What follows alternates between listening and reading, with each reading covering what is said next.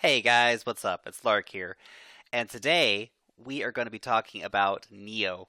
Now, Neo is super popular at the moment, in case you haven't noticed, and a lot of people have been talking about it online. And so I wanted to give this video as a way for us to investigate what Neo does and to answer the question, should we get involved?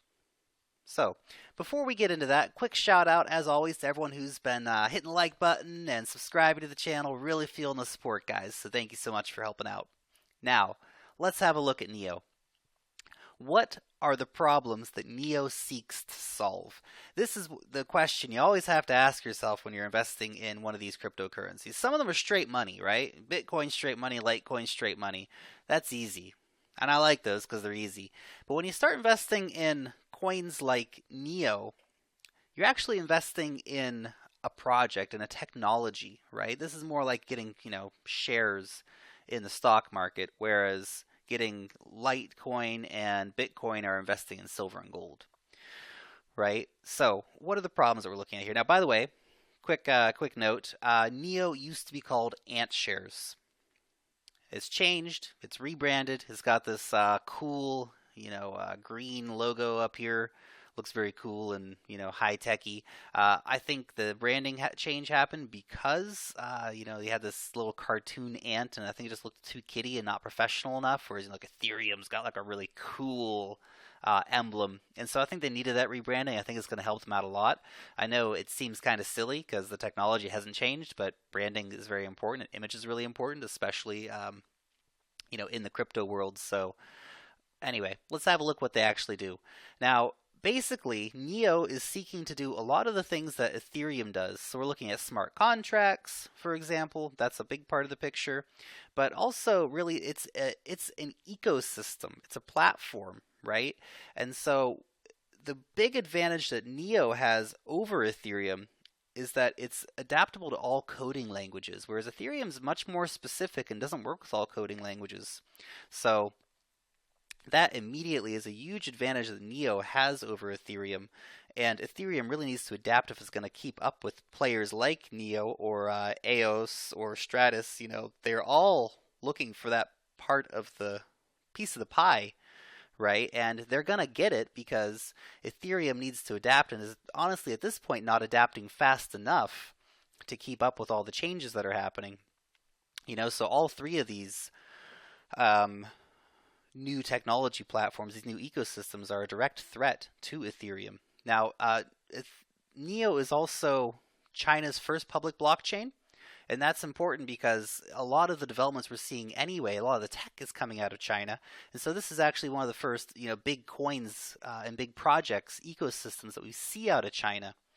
So that's really important to keep in mind as well. So there's definitely the right sort of money and brains behind this project as a result. Now, one thing that really stuck out for me here is that this is a quantum resistant technology. So, much like IOTA, they've designed this to be future proof, so to speak, or at least have the capability to be future proofed. And so, one fear is that when more quantum computers come online and this starts happening, that the blockchains of like Bitcoin and things are going to be broken. But if these kind of platforms can stay and if they can be quantum computer proofed, then this technology becomes even more resilient and solid and a good investment. So that's kind of what it does. I'm going to put the links to neo.org and to a nice little video I saw on Vimeo about the rebranding of AntShares to Neo. And they're going to give you a little more explanation and the sort of the hows and the whys and the whats that Neo does. I want to spend the rest of our time talking today about the price. So currently, there are 50 million Neo in circulating supply. You'll see they're still called ANS after AntShares. It probably won't change. It'll, probably continue to be called that on the exchanges, but the name of it now is officially Neo. Now, Neo was right down there around the dollar mark for a long time. It wasn't really getting much action. And then, of course, the big explosion happened back here when all the coins just shot through the roof. And, it went up pretty high. 1078 was the all-time high, and went right back down to around about 450. And we had a $5 and some change over here. And so it's been around the 7 to 8 mark ever since. Now, is that all it's ever going to do? I don't think so. With the 50 million supply, it looks, and by the way, 100 million total supply ever, that'll be released over the next 22 years. So the increase in supply, the inflation, is not going to go through the roof. Let's look at Ethereum. Ethereum, 200 bucks, almost 94 million in supply.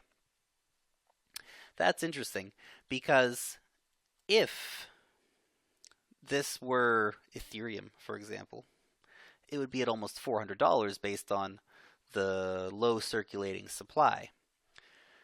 Now, it's not Ethereum. It might be better than Ethereum. It's seeking to solve the same problems that Ethereum solves, except to do it better. And that's really interesting, because if NEO can come through on its claims, if it can solve these problems in a better way than Ethereum, then you're going to see a coin that's much more valuable than Ethereum. And not to say it's going to, kill Ethereum. Ethereum, I'm sure, will stay a major market player, but this might actually overtake Ethereum. So that's a real possibility if they deliver on what they say they're going to deliver on. Now, I guess the question becomes, should you get involved in this? Should you run out and buy some Ant shares? I would say you should really consider it, because a lot of these coins, you hear the conversation now, right? Oh man, you remember when, Ethereum was $6 and I bought a $6 Ethereum and I sold it a few months later for 400 bucks? Yeah. Or I bought a $3 Bitcoin and then I sold it for $3,000. Yeah. I feel like in a year or two, that's the conversation people are going to have about NEO.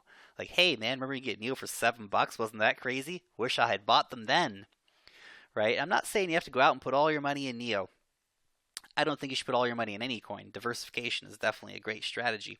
And full disclosure, I don't actually have any NEO yet. It is on my buying list for the next round of cryptocurrency top-ups. I'm going to definitely get myself a nice little handful of these, maybe 20 or 30, and just, set them away.